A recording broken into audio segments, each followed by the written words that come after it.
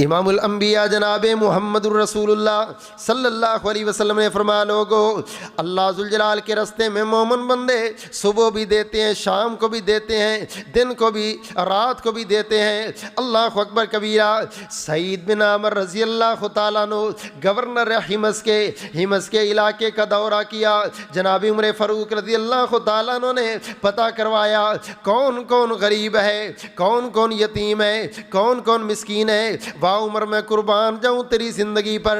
عمر کی خلافت ہے، مسجدوں سے گورنر روانہ ہوتے ہیں، مسجدوں میں غربا کی لسٹیں بنتی ہیں، مسجدوں میں امام بیٹھ کر کے بیوہ عورتوں کی لسٹیں تیار کرتا ہے، یونین کونسل میں جمع کروائی جاتی ہے۔ پیارے عمر، یہ غریب ہیں، ان کے نام پر وظیفے جاری کر دیے جائیں۔ اللہ اکبر کبیرہ۔ جناب عمر کو ہمس کے علاقے کی لسٹ ملی ہے، اس لسٹ کے سب سے اوپر لکھا ہوا سعید بن عامر۔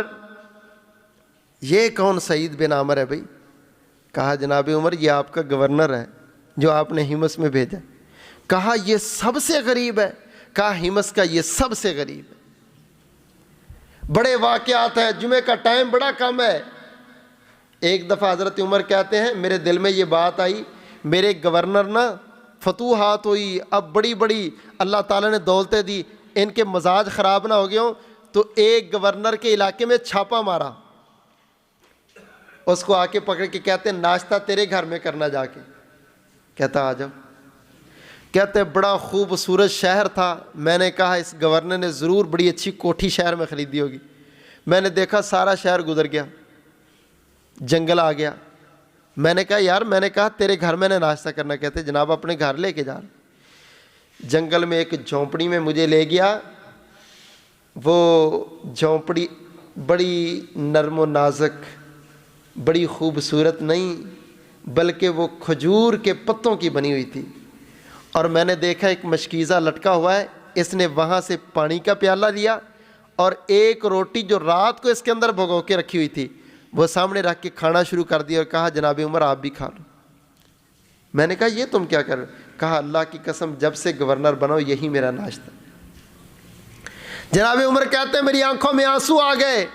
میں کہتا تھا میرے گورنر ان کی عادتیں بگڑ گئی ہوں گی، مگر میں سمجھ گیا کہ دنیا کی دولت کے آنے کے باوجود بھی میرے گورنروں کا ایمان اور تقوی آج اسی طرح سلام۔ 1000 اشرفیاں سعید بن عامر کو بھیج دیں اور لکھ دیا کہ سعید یہ تو نے خود استعمال کرنی۔ کہتے میں بیٹھا تھا پڑھ رہا تھا، اشرفیاں لے کر کے ایلچی آیا، اس نے کہا جناب یہ آپ کے نام کی رقم آئی۔ کہا لاؤ، پڑھ کے دیکھا 1000 اشرفیاں امیر المؤمنین عمر بن خطاب نے بھیجی۔ کہتے یہ تیرے گھر کے لیے تو نے اپنی ذات پر استعمال کر۔ انا للہ و انا الیہ راجعون اونچی پڑھتے ہیں۔ بیگم تبک کے پوچھتی ہے کیا مسلمانوں کے کسی کافرے کو شکست ہو گئی ہے؟ کہا نہیں، اس سے بڑا مسئلہ ہو گیا۔ کہا سعید کیا مسلمانوں کے خلیفہ عمر دنیا سے چلے گئے؟ کہا نہیں، اس سے بھی بڑا مسئلہ ہے۔ کہا کیا ہوا؟ کہا دنیا اپنے فتنوں کو لے کر کے میرے گھر میں آ گئی، پتہ نہیں اب سعید بچے گا یا نہیں بچے۔ اور میرے بھائی تمہاری یہ سیرت تھی، تمہارے یہ سلف تھے، تمہاری یہ زندگیاں تھی، تم مال سے ڈرتے تھے، مال آنے کے بعد تمہیں اپنی قبر اور آخرت کی فکر رلانا شروع کر دیتے تھے۔ اللہ ہمیں بھی ایسے مسلمان بنا دے۔ یا اللہ ہم بڑے کمزور ہیں، ہمارے اندر بڑی کوتاہیاں ہیں، میرے مولا تو اپنی رحمت سے ہمارے ایمان ایسے بنا دے۔ بیگم کہتی ہے پریشان کیوں ہوتے ہو؟ ابھی مسلمانوں کا قافلہ ادھر سے گزرنا ہے، سب کو ایک ایک اشرفی دیتے رہنا، جو باقی بچے گی غریبوں کو دے دینا۔